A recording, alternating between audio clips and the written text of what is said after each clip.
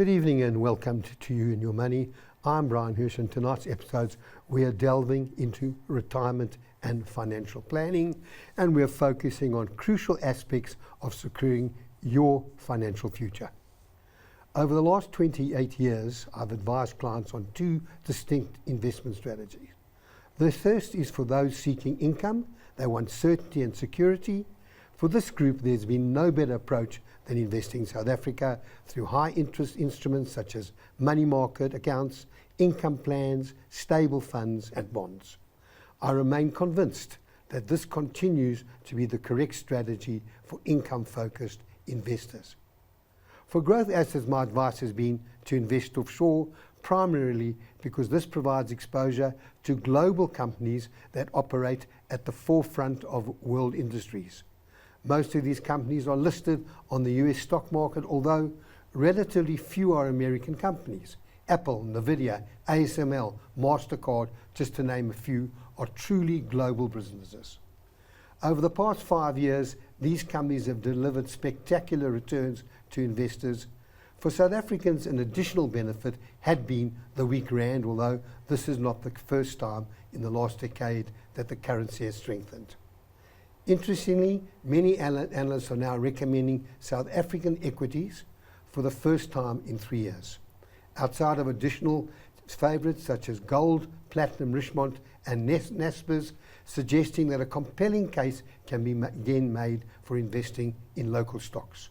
And joining me this evening, Lesekha Monering, she's Managing Director of KLU Wealth and Legacy Management, and Palesa Dube, Director and Wealth Manager of Centillion Wealth Advisory. It's good to have you both on the show. Palesa, I'm a little bit worried the two of you coming black. Didn't you get my email? Oh, colours. Yeah. You come to my funeral when you're wearing black. You know? I've got the perfect funeral outfit day. Yeah, black perfect and black pearls. and things like that. When my wife wears black, I say, darling, just put it away till I'm gone. Yeah. But Palesa, let's just talk a little bit about risk. Yeah. Because we talk to people about risk. We show them, and then they forget when things go down. I mean, there's no doubt about it. We looked at the 2nd of April last year when Trump announced a Liberation Day. There were other periods, not that many more in 2025, but every year there's something that happens to drive markets down. We thought last week when Trump announced the cessation of Greenland, we saw the markets drop that night. 2 days later, the statement, Toka, Trump or his chickens out, you know, that things have changed. But the markets are high, and yes, we're waiting for fourth quarter earnings. Not only we're waiting for technology companies to report this week, we're also waiting to see what their comments are. And let's not forget, last year, $600 billion was spent on AI. Sure. Now, as you know, when you spend money, it comes off your bottom line. It's an expense. And how long does it take for that expense to be recouped in your profit? So just let's talk a little bit about risk, because I think people need to understand when you're a financial planner, you're a financial advisor, some of them take your advice, some they don't.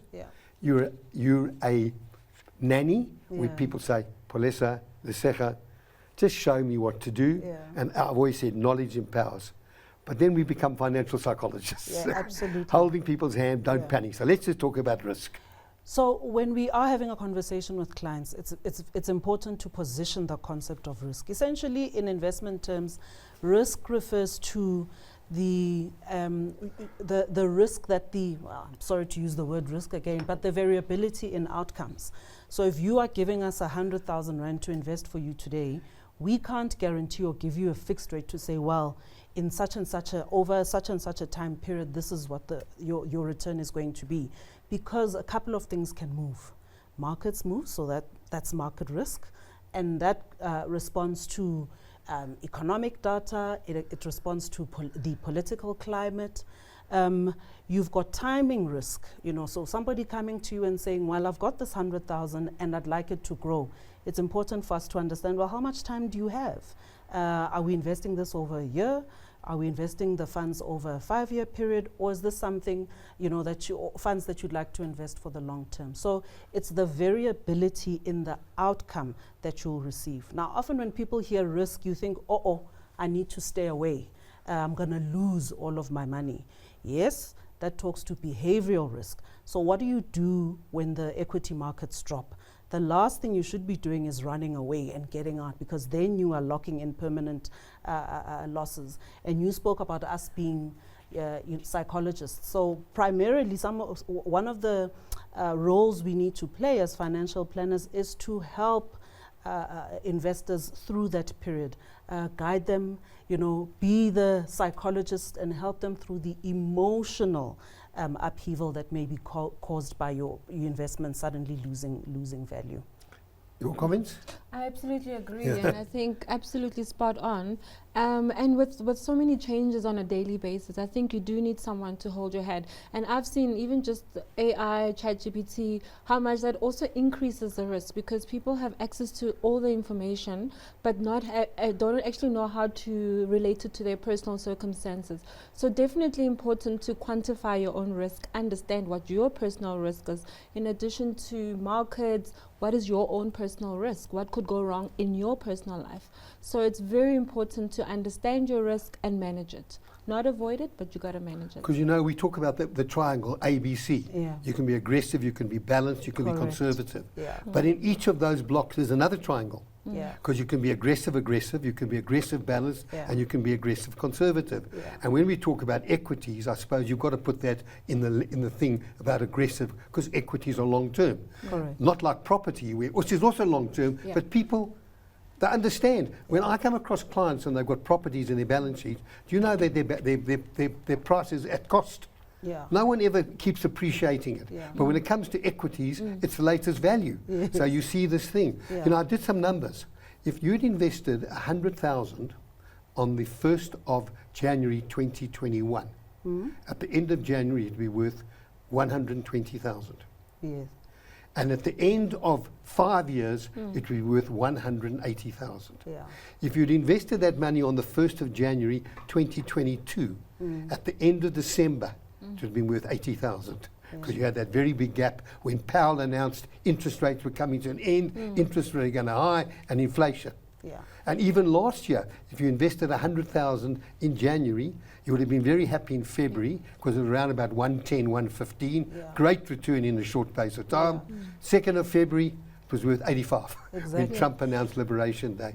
So people need to understand when you're talking risk, understand risk. Share with your financial advisor, because knowledge empowers. It's so critical.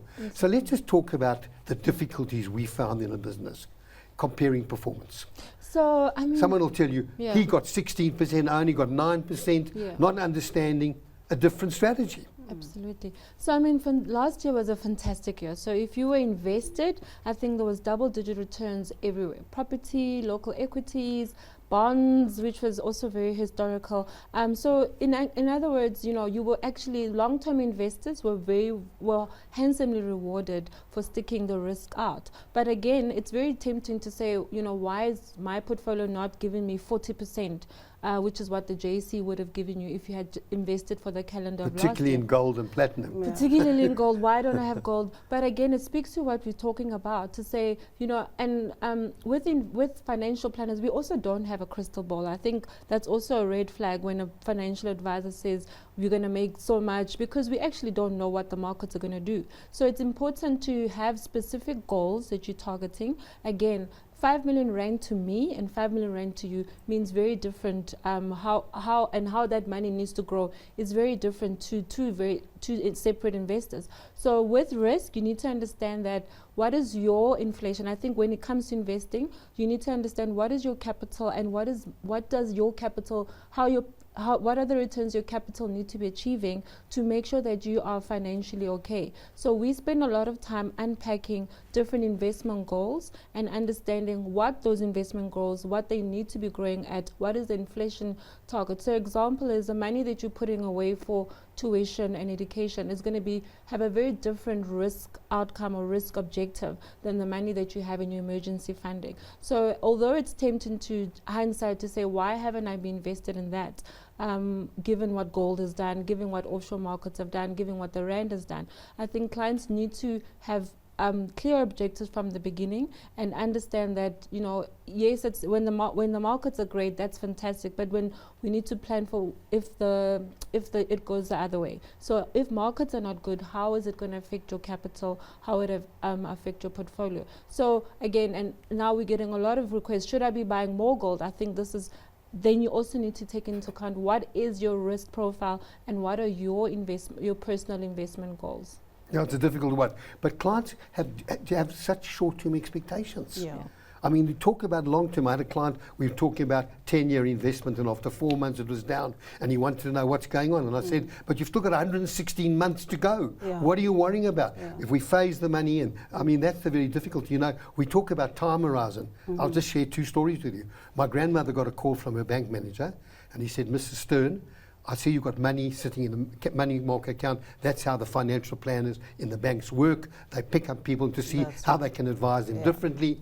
And she said, my grandson's in the business, and he's always spoken to me about short-term, medium, and long-term.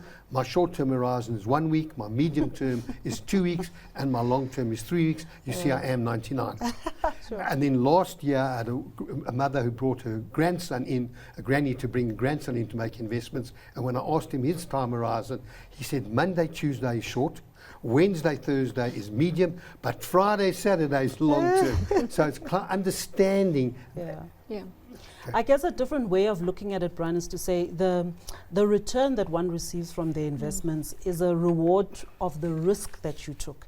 And it speaks to Lesego's point earlier to say you need to be clear around what is the objective, what are we trying to achieve with the funds. And so that's why, you know, comparing to what your friend's portfolio has done is always a very dangerous game. Yep. And also wanting to follow trends. I mean, if the headline is saying gold has performed X, listen, it's a little too late for that train. It's moved. And so a prudent way of investing is to have a diversified portfolio. So once we understand what it is that you're trying to achieve, we're going to spread your eggs, right? So that they're not just in one basket. So you'll have some exposure to equity. Okay. You'll have some exposure to bonds. You'll have some indirect, most of the time, exposure to gold and all of that. So we never want to chase the headlines. We never want to take a bet on the stock market because, as she said earlier, we don't have a crystal ball. Well, I'm going to come back, keep that thought. We're going to take a short break. We have to make sure that those who support our programs, we give them time. Stay tuned. We'll be back shortly.